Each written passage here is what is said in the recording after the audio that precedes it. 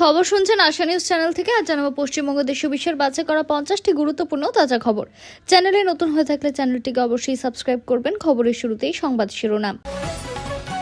বিধানসভায় ধ্বনি ভোটে পাশ অ্যান্টি গ্যাংস্টার বিল। গুজরাট ইউপির পথে কি এবার বাংলা? গুন্ডা কারা জানুন নতুন আইনের বড় পদক্ষেপ। এটাই আপনার শেষ বক্তব্য। বিধানসভায় হুমায়ুন কবিরকে নজিরবিহীন করা হুঁশিয়ারি মুখ্যমন্ত্রীর। উত্তপ্ত রাজ্য রাজনীতি। মুখ্যমন্ত্রীর কড়া সতর্কবার্তার জবাবে হুমায়ুন কবিরের পাল্টা বিস্ফোরক প্রতিক্রিয়া। বাড়ছে রাজনৈতিক সংঘাত। আয়ুষ্মান ভারত কার্ডের আবেদন নিয়ে বড় আপডেট। শেষ তারিখ কবে? মিস করলে কি সমস্যা হতে পারে? আমি কাউকে রেয়াত করি না, করবো না। বিস্ফোরক মন্তব্যে ফের শিরোনামে হুমায়ুন কবির। বিধানসভায় স্পিকারের বক্তব্যের মাঝে মদন মিত্রকে ঘিরে চাঞ্চল্য। কি ঘটেছিল সেই 30 সেকেন্ডে? তৃণমূল ভোটে হারায় ভালোই হয়েছে। কুণাল ঘোষের মন্তব্যে নতুন রাজনৈতিক জল্পনা। বদলাচ্ছে কি দলের সমীকরণ? বিদ্রোহীদের উদ্দেশ্যে মমতার কড়া বার্তা। অসুস্থ মাকে ফেলে যাওয়ার পরিণাম। মন্তব্যে তোলপাড় রাজনীতি। ওবিসি সংরক্ষণে বড় বদল। বিধানসভায় পাস সংশোধনী বিল। কি পরিবর্তন হতে চলেছে বিস্তারিত জানুন। হুমায়ুন কবিরকে বিধানসভায় শুভেন্দুর কড়া হুঁশিয়ারি। পাল্টা চ্যালেঞ্জ নওদার বিধায়কের। তুঙ্গে রাজনৈতিক উত্তেজনা। 5 কোটির ফেরারি তামান্না ভাটের সঙ্গে ছবি। গ্রেপ্তার তৃণমূল কাউন্সিলর শামস ইকবালকে ঘিরে চাঞ্চল্যকর তথ্য। সায়নী ঘোষকে নিয়ে মহামৈত্র বিস্ফোরক মন্তব্য। তৃণমূলের অন্দরে কি নতুন করে শুরু বিদ্রোহ? বিধানসভা উত্তেজনার মাঝে খেলা ভাঙার খেলা। তৃণমূলের 2 শিবিরে নতুন রাজনৈতিক নাটক। রাম মন্দির চুরি মামলায় বড় পর্যবেক্ষণ সুপ্রিম কোর্টের। তদন্ত নিয়ে কি বলল দেশের সর্বোচ্চ আদালত? মামার বাড়ি নাকি? ভিক্টোরিয়া হাউসের সামনে কুণাল ঘোষকে প্রকাশ্যে ধমক মুখ্যমন্ত্রীর। ফিরাদ হাকিমের প্রাক্তন ওএসডি ফ্ল্যাট থেকে কি মিলল? তদন্তের সামনে আসে একের পর এক চাঞ্চল্যকর তথ্য। তোলাবাজি টাকায় সম্পত্তির অভিযোগ। তৃণমূল বিধায়কের বিরুদ্ধে পুলিশের দ্বারস্থ বিরোধীরা। ওবিসি বিলে ক্রস ভোটিং এর জল্পনা। ওয়াকআউটের মাঝেও আসনে রইলেন 6 বিধায়ক। বাড়ছে রাজনৈতিক রহস্য। মোদী মন্ত্রিসভায় বড় রদবদলের জল্পনা। 6 মন্ত্রীর বিদায়। নতুন 9 মুখের তালিকায় বাংলা নেত্রীর নাম। পেট্রোল ডিজেল নিয়ে বড় স্বস্তির খবর। 1 জুলাই থেকে বদলে যাচ্ছে গুরুত্বপূর্ণ নিয়ম। জেনে নিন বিস্তারিত। 1 জুলাই থেকে শ্রমিকদের জন্য বড় সুখবর। রাজ্য সরকার ঘোষণা করল নতুন ন্যূনতম মজুরি ও বেতন বৃদ্ধি। অভিষেককে ঘিরে নজিরবিহীন আইনি সংঘাত। হাইকোর্টের রায়ের আগে সিআইডিকে কণ্ঠস্বরের নমুনা নয়। তহবিল মামলায় হাইকোর্টের বড় পর্যবেক্ষণ। দ্রুত শুনানি নয়, বালুকালীঘাটের চাপ। অনুগামী গ্রেপ্তারে 24 ঘন্টার মধ্যেই চাপে হুমায়ুন কবির। শুভেন্দুর অ্যাকশন নিয়ে বিস্ফোরক মন্তব্য। কলম ফিরহাত হলে দোয়াত মমতা। কালী প্রসঙ্গে কুণাল ঘোষের বিস্ফোরক বিশ্লেষণে তোলপাড় রাজনীতি। দিল্লি থেকে 8,500 কোটির বরাদ্দ। বাংলার গ্রামে 1 জুলাই থেকে বদলে যাচ্ছে কাজের নিয়ম। জানুন 10 বড় পরিবর্তন। 1 জুলাই থেকে অ্যাকাউন্টে অন্নপূর্ণা যোজনার টাকা। বড় ঘোষণা ঘিরে জোর চর্চা। হরমুজ প্রণালীতে রহস্য। ভারতমুখী 60% জাহাজ নিখোঁজ। আন্তর্জাতিক মহলে বাড়ছে উদ্বেগ। মনরেগার বকেয়া টাকা নিয়ে বড় আপডেট। দিল্লিতে গুরুত্বপূর্ণ ঘোষণা। মিলতে পারে দ্রুত পাওনা। সরকারি বাসে মহিলাদের বিনামূল্যে যাতায়াত। যাত্রী কমে রাস্তায় নেমে বিক্ষোভ বেসরকারি বাস মালিকদের। অন্নপূর্ণা যোজনা নিয়ে আবার বড় ঘোষণা। রাজ্যের মহিলাদের জন্য আসছে নতুন চমক। হাইকোর্টে বড় ধাক্কা তৃণমূলে। তহবিল মামলায় আদালতের পর্যবেক্ষণে বাড়ল রাজনৈতিক চাপ। 2028 থেকে দিল্লিতে নিষিদ্ধ হবে পেট্রোল বাইক। ইভি কিনলে মিলবে 30,000 টাকার ভর্তুকি। হুল দিবসে আদিবাসীদের জন্য একগুচ্ছ নতুন প্রকল্পের ঘোষণা। বড় বার্তায় শুভেন্দু অধিকারী। অন্নপূর্ণা যোজনা 3,000 টাকা নিয়ে বড় আপডেট। মুখ্যমন্ত্রীর ঘোষণায় খুশির হাওয়া।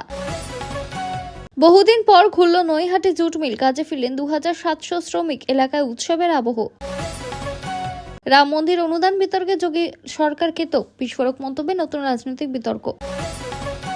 ডিম ছোড়া মামলায় কলকাতা হাইকোর্টের বড় নির্দেশ। কি বলল আদালত? জেনে নিন বিস্তারিত। অভিষেকের কণ্ঠস্বরের নমুনা নিয়ে স্বস্তি নেই। হাইকোর্টের গুরুত্বপূর্ণ পর্যবেক্ষণে নতুন মোড়। প্রাক্তন তৃণমূল বিধায়কের কার্যালয়ে উদ্ধার বিপুল ত্রাণ সামগ্রী। দামে আসবাব সহ একাধিক সামগ্রী নিয়ে চাঞ্চল্য। এরপর দেখে নেব বিস্তারিত খবর। হুল দিবস উপলক্ষে এক সরকারি অনুষ্ঠানে মুখ্যমন্ত্রী শুভেন্দু অধিকারী ভুয়ো এসটি সার্টিফিকেট ইস্যু নিয়ে কড়া হুঁশিয়ারি দেন। তিনি দাবি করেন, দীর্ঘদিন ধরে জাল এসটি সার্টিফিকেট তৈরি করছে বহু মানুষ। সরকারি চাকরি, সংরক্ষণের সুবিধা এবং বিভিন্ন সরকারি প্রকল্পের সুযোগ নিয়েছেন। এই ঘটনায় ইতিমধ্যে তদন্ত শুরু হয়েছে এবং প্রশাসন প্রয়োজনীয় নথিপত্র খতিয়ে দেখছে। মুখ্যমন্ত্রী জানান, যারা ভুয়ো এসটি সার্টিফিকেট দিয়েছে আর যারা জেনে শুনে সেই সার্টিফিকেট ব্যবহার করেছে কেউই ছাড় পাবে না। যারা দিয়েছে আর যারা নিয়েছে সবাই জেলে যাবে। তার দাবি, আইনের চোখে সকলেই সমান এবং দোষী প্রমাণিত হলে সরকারি আধিকারিক থেকে শুরু করে সকলের সুবিধাভোগী, কারো বিরুদ্ধে ব্যবস্থা নিতে সরকার পিছপা হবে না। তিনি আরো বলেন, ভুয়ো সার্টিফিকেটের কারণে প্রকৃত আদিবাসী সম্প্রদায়ের বহু মানুষ বছরের পর বছর তাদের প্রাপ্ত অধিকার থেকে বঞ্চিত হয়েছেন।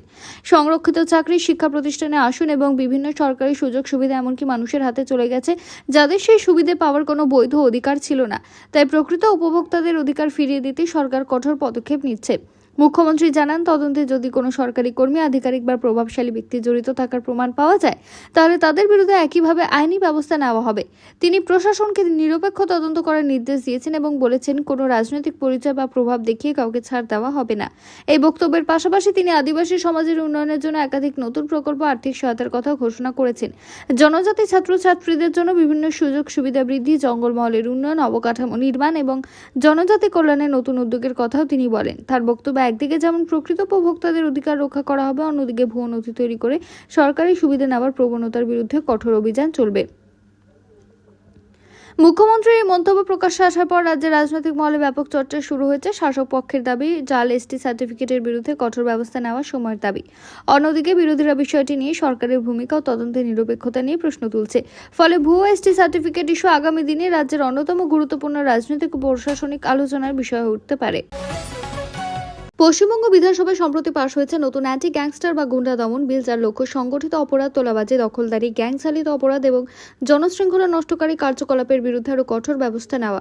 বিলটি নিয়ে মুখ্যমন্ত্রী শুভেন্দু অধিকারী বলেন, রাজ্যে আইনের শাসন প্রতিষ্ঠা করতে এবং সাধারণ মানুষের নিরাপত্তা নিশ্চিত করতে এই আইন আনা হয়েছে। সরকার দাবি করেছে, এই আইন রাজনৈতিক প্রতিহিংসার জন্য নয়, শুধুমাত্র সংগঠিত অপরাধ দমনের উদ্দেশ্যে ব্যবহার করা হয়। নতুন আইনের আওতায় যদি কোনো ব্যক্তি বা গোষ্ঠীর বিরুদ্ধে সংগঠিত অপরাধ, তোলাবাজি, চাঁদাবাজি, জমি দখল, ভাঙচুর, দাঙ্গা ছড়ানো, অস্ত্র নিয়ে সন্ত্রাস সৃষ্টি, অপরাধ চক্র পরিচালনা বা জনশৃঙ্খলা নষ্ট করার অভিযোগ ওঠে, তাহলে প্রশাসন কঠোর পদক্ষেপ নিতে পারবে।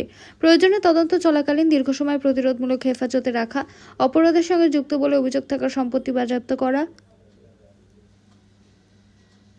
এবং অপরাধমূলক আর্থিক উৎস বন্ধ করার মতো ব্যবস্থা নেওয়া হবে।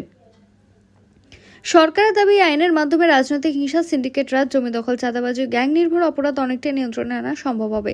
মুখ্যমন্ত্রী বলেন, রাজ্যকে গুন্ডামুক্ত বাংলা গড়াই সরকারের লক্ষ্য এবং সাধারণ মানুষ যাতে নিরাপদে বসবাস করতে পারে সে উদ্দেশ্যে কঠোর আইন কার্যকর করা হচ্ছে। তবে এই বিল নিয়ে বিরোধী দলগুলিরও আপত্তি রয়েছে। তাদের দাবি, আইনের কিছু ধারায় প্রশাসনের হাতে অতিরিক্ত ক্ষমতা দেওয়া হয়েছে, যা ভবিষ্যতে অপব্যবহারের আশঙ্কা তৈরি করতে পারে। যদিও সরকার সে আশঙ্কা উড়িয়ে দিয়ে জানিয়েছে, আইন সম্পূর্ণ সংবিধান ও বিচার ব্যবস্থার আওতায় কার্যকর হবে এবং কোনো নিরপরাধ ব্যক্তিকে হয়রানি করার জন্য এই আইন ব্যবহার করা হবে না। উত্তরাখণ্ডের মুখ্যমন্ত্রী পুষ্কর সিং ধামি সরকারের মাদ্রাসা নিয়ে নেওয়া সিদ্ধান্তকে শুরু করে নতুন রাজনৈতিক বিতর্ক হয়েছে। রাজ্য সরকার জানিয়েছে, নিয়ম না মেনে চলা এবং প্রয়োজনীয় স্বীকৃতি ছাড়া পরিচালিত বহু মাদ্রাসার বিরুদ্ধে অভিযান চালানো হয়েছে। সেই সঙ্গে সরকার স্পষ্ট বার্তা দিয়েছে, শিক্ষা প্রতিষ্ঠানে সরকার নির্ধারিত পাঠ্যক্রম ও নিয়ম মেনে পড়াশোনা চালাতে হবে। মুখ্যমন্ত্রী ধামি বলেন, রাজ্যে এমন কোনো শিক্ষা প্রতিষ্ঠান চলতে পারে না যেখানে সরকারি নিয়ম মানা হয় না বা অনুমোদিত শিক্ষা ব্যবস্থার বাইরে পড়ানো হয়। তার বক্তব্য, সংখ্যালঘু সহ সব শিক্ষা প্রতিষ্ঠানকে একই শিক্ষানীতি ও সরকারি মানদণ্ডের আওতায় আনা হবে। সে উদ্দেশ্যে মাদ্রাসা বোর্ডের পরিবর্তে নতুন সংখ্যালঘু শিক্ষা কর্তৃপক্ষ গঠন করা হয়েছে, যা পাঠ্যক্রম ও স্বীকৃতির বিষয়গুলি দেখবে। সরকারের দাবি, এই পদক্ষেপের উদ্দেশ্য কোনো ধর্মীয় শিক্ষাকে নিষিদ্ধ করা না, বরং সব শিক্ষা প্রতিষ্ঠানের স্বচ্ছতা, আইনি স্বীকৃতি এবং আধুনিক শিক্ষা ব্যবস্থা নিশ্চিত করা। সরকার চায় ছাত্রছাত্রীরা ধর্মীয় শিক্ষার পাশাপাশি গণিত, বিজ্ঞান, ইংরেজি, কম্পিউটার ও অন্যান্য মূলধারার বিষয় পড়ার সুযোগ পাক, যাতে ভবিষ্যতে উচ্চশিক্ষা ও চাকরির ক্ষেত্রে তারা পিছিয়ে না পড়ে। তবে এই সিদ্ধান্তকে ঘিরে বিতর্ক তৈরি হয়েছে। বিরোধী দল এবং কয়েকটি সংখ্যালঘু সংগঠনের অভিযোগ, সরকারের এই পদক্ষেপে মাদ্রাসাগুলির স্বায়ত্তশাসন ক্ষতিগ্রস্ত হতে পারে এবং বিষয়টি আদালতেও চ্যালেঞ্জ করা হয়েছে। অন্যদিকে সরকার বলছে, আইন মেনে চলা শিক্ষা প্রতিষ্ঠানগুলির উদ্বিগ্ন হওয়ার কোনো কারণ নেই, শুধুমাত্র নিয়ম বহির্ভূত প্রতিষ্ঠানগুলির বিরুদ্ধে ব্যবস্থা নেওয়া হয়েছে। 1 জুলাই থেকে এলপিজি গ্যাসের দাম নিয়ে বড় আপডেট সামনে এসেছে। প্রতি মাসের প্রথম দিন রাষ্ট্রায়ত্ত তেল সংস্থাগুলি এলপিজি সিলিন্ডারের নতুন দাম ঘোষণা করে। তাই 1 জুলাই থেকে গৃহস্থলী 14.2 কেজি এবং বাণিজ্যিক 19 কেজি এলপিজি সিলিন্ডারের দাম পরিবর্তন হতে পারে। তবে এই প্রতিবেদন লেখা পর্যন্ত নতুন দাম আনুষ্ঠানিকভাবে ঘোষণা করা হয়নি। গত কয়েক মাসে আন্তর্জাতিক বাজারে অপরিশোধিত তেলের দাম, আমদানি খরচ এবং সরবরাহ পরিস্থিতির উপর ভিত্তি করে এলপিজি দাম একাধিকবার সংশোধন করা হয়েছে। জুন মাসে বাণিজ্যিক এলপিজি সিলিন্ডারের দাম বাড়ানো হলেও গৃহস্থলীর রান্নার গ্যাসের দামে কোনো পরিবর্তন আনা হয়নি। এবারও 1 জুলাই নতুন মূল্য তালিকা প্রকাশের দিকে নজর রয়েছে সাধারণ মানুষ থেকে শুরু করে হোটেল, রেস্তোরাঁ এবং ব্যবসায়ীদের। বিশেষজ্ঞদের মতে আন্তর্জাতিক বাজার পরিস্থিতি এবং জ্বালানি আমদানির খরচ বিবেচনা করে তেলের সংস্থাগুলি দাম বাড়াতে বা কমাতে পারে। ফলে নতুন ঘোষণা না হওয়া পর্যন্ত কোনো মূল পরিবর্তন নিশ্চিত নয়। সরকার বা তেল সংস্থার আনুষ্ঠানিক বিজ্ঞপ্তি প্রকাশের পরই নতুন দাম কার্যকর করা হবে।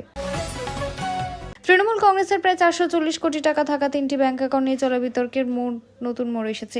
এই অ্যাকাউন্টগুলিতে ডেবিট লেনদেন স্থগিত করার সিদ্ধান্তের বিরুদ্ধে দল হাইকোর্টের দ্বারস্থ হয় এবং দ্রুত শুনানির আবেদন জানায়। তবে আদালত সে আবেদন সঙ্গে সঙ্গে গ্রহণ করেনি এবং জরুরি শুনানির আর্জি খারিজ করে দেয়। ফলে আপাতত এই অ্যাকাউন্টগুলির উপর আরোপিত নিষেধাজ্ঞা বহাল থাকছে। ওই মামলার সূত্রপাত হয় 3টি ব্যাংক অ্যাকাউন্টে থাকা বিপুল অঙ্কের অর্থ নিয়ে অভিযোগ ওঠার পর। তদন্তকারী সংস্থা ব্যাংকের অ্যাকাউন্টগুলি লেনদেন বন্ধ রাখতে বলে এবং গত কয়েক বছরের আর্থিক লেনদেন, কেওয়াইসি নথি এবং অন্যান্য তথ্য চেয়ে পাঠায়। এরপরে তৃণমূল আদালতের দ্বারস্থ হয়ে প্রশ্ন তোলে।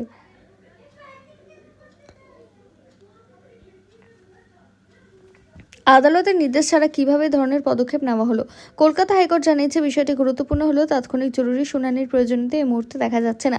ফলে নির্ধারিত সময় অনুযায়ী মামলার শুনানি হবে। আদালত এখন মামলার মূল অভিযোগ বা অ্যাকাউন্ট ফ্রিজ করার বৈধতা সম্পর্কে কোনো চূড়ান্ত মত দেয়নি।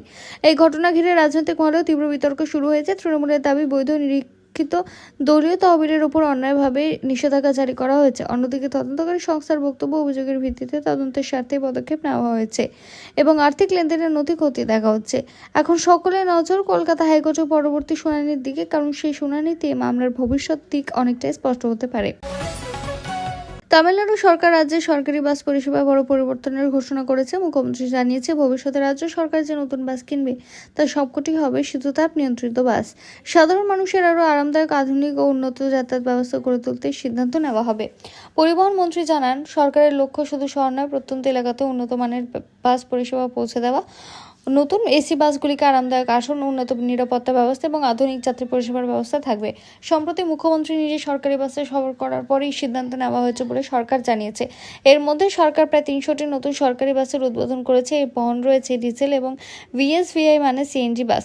ধাপে ধাপে পুরনো বাসের পরিবর্তে নতুন বাস নামানো হবে এবং ভবিষ্যতে নতুন কেনা সব সরকারি বাসই এসি হবে বলে সরকার জানিয়েছে। এর ফলে যাত্রীদের আরও আরামদায়ক ভ্রমণ, উন্নত যোগাযোগ ব্যবস্থা এবং অপেক্ষার সময় কমানোর লক্ষ্য নেওয়া হয়েছে। সরকারের মতে, উদ্যোগের মাধ্যমে গণপরিবহনকে আরও আকর্ষণীয় করে তোলা, ব্যক্তিগত গাড়ির ব্যবহার কমানো এবং সাধারণ মানুষকে উন্নত পরিষেবা দেওয়াই মূল লক্ষ্য। বাঁকুড়ার হুল দিবসের অনুষ্ঠানে মুখ্যমন্ত্রী শুভেন্দু অধিকারী ভুয়ো এসসি এবং এসটি সার্টিফিকেট নিয়ে কড়া হুঁশিয়ারি দেন। তিনি বলেন, রাজ্যে জাল জাতিগত শংসাপত্র তৈরি করে বহুমানের সরকারি চাকরি সংরক্ষণ এবং বিভিন্ন সরকারি সুযোগ সুবিধা নিয়েছেন বলে অভিযোগ। তাই সরকার এই বিষয়টি অত্যন্ত গুরুত্ব দিয়ে তদন্ত করছে। মুখ্যমন্ত্রী স্পষ্ট ভাষায় জানান যে ব্যক্তি ভুয়ো এসসি এসটি সার্টিফিকেট তৈরি করেছে, যারা তা ইস্যু করেছে এবং যারা জেনে শুনে সার্টিফিকেট ব্যবহার করেছে, দোষ প্রমাণিত হলে সকলের বিরুদ্ধে কঠোর আইনি ব্যবস্থা নেওয়া হবে। তার বক্তব্য, প্রকৃত তফসিলি জাতি এবং জনজাতির মানুষের অধিকার যাতে কেউ জাল নথির মাধ্যমে কেড়ে না নিতে পারে তা নিশ্চিত করাই সরকারের লক্ষ্য। তিনি আরও বলেন, প্রশাসনকে ইতিমধ্যে নির্দেশ দেওয়া হয়েছে সন্দেহভাজন সার্টিফিকেটগুলোকে খতিয়ে দেখতে। তদন্তে যদি কোনো সরকারি আধিকারিক বা অন্য কোনো কারোর নাম জড়িত থাকার প্রমাণ মেলে, তাহলে তাদের বিরুদ্ধে আইনি অনুযায়ী ব্যবস্থা নিতে হবে। সরকারের দাবি, অভিযানের উদ্দেশ্য কোনো নির্দিষ্ট সম্প্রদায়কে লক্ষ্য করে নয়, বরং প্রকৃত প্রাপকদের অধিকার রক্ষা করা এবং ভুয়ো নথির মাধ্যমে সরকার সুবিধা নেওয়া বন্ধ করা। এই বক্তব্যের পাশাপাশি মুখ্যমন্ত্রী আদিবাসী সম্প্রদায়ের উন্নয়নের জন্য একাধিক নতুন প্রকল্প, অবকাঠামো উন্নয়ন এবং কল্যাণমূলক উদ্যোগের কথা ঘোষণা করেন। ভুয়ো সার্টিফিকেটের বিরুদ্ধে করা অবস্থানের পাশাপাশি প্রকৃত উপভোক্তাদের সরকারি সুবিধা নিশ্চিত করার প্রতিশ্রুতিও তিনি দেন। তার এই মন্তব্যকে ঘিরে রাজ্যের রাজনৈতিক মহলে নতুন বিতর্ক শুরু হয়েছে এবং বিষয়টি আগামী দিনে আবারও গুরুত্ব পেলেও পেতে পারে।